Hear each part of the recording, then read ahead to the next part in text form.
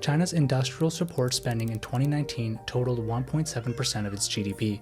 That's more than double the level of support given in South Korea and 4 times the relative amount in the USA and Germany. But second, China is different in that its development model is built around the supply side of the economy. This is where the concept of overcapacity comes in. For decades, China has distributed resources into productive capacity rather than to households.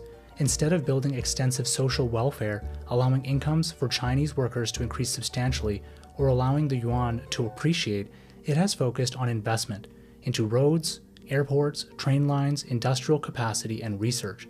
And it has kept the yuan weak to help sell this capacity overseas.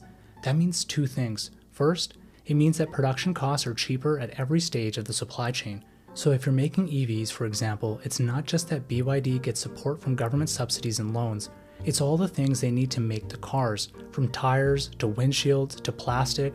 They're all produced extremely cheaply at home.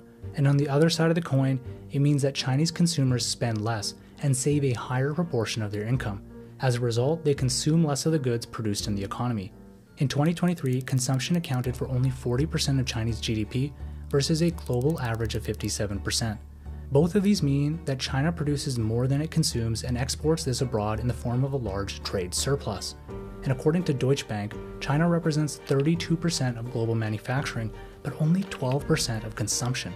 For example, in 2023, China had enough solar panel production capacity to produce 861 gigawatts of solar panel modules.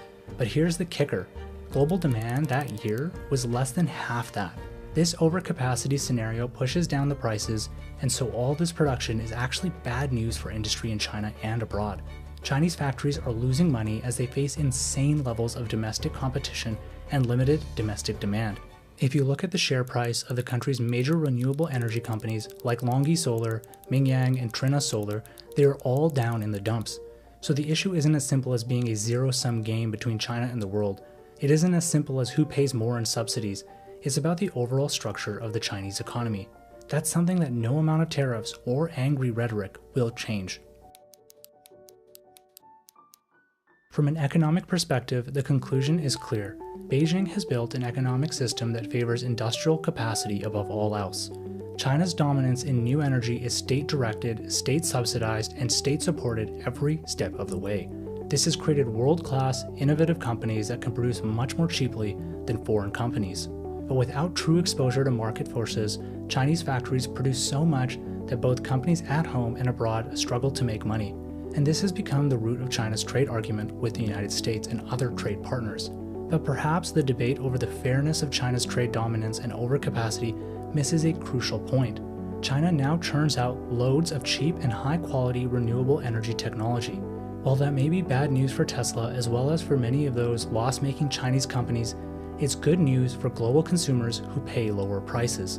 And it's good news, most importantly, for the environment, because we can all buy EVs, solar panels, and other forms of renewable energy more cheaply.